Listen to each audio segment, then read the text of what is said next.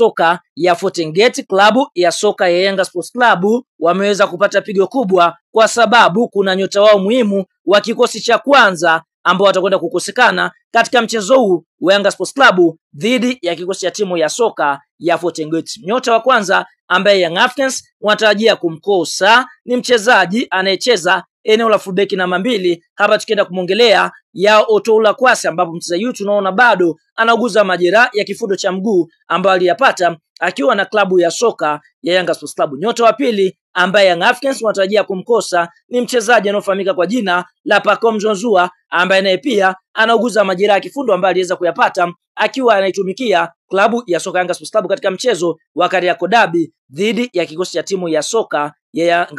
Azam Football Club. Lakini nyota mwingine ambaye Yanga anatarajia kumkosa ni Khalid Aucho, ambaye naye pia anauguza majeraha ya goti ambayo aliyapata akiwa na kikosi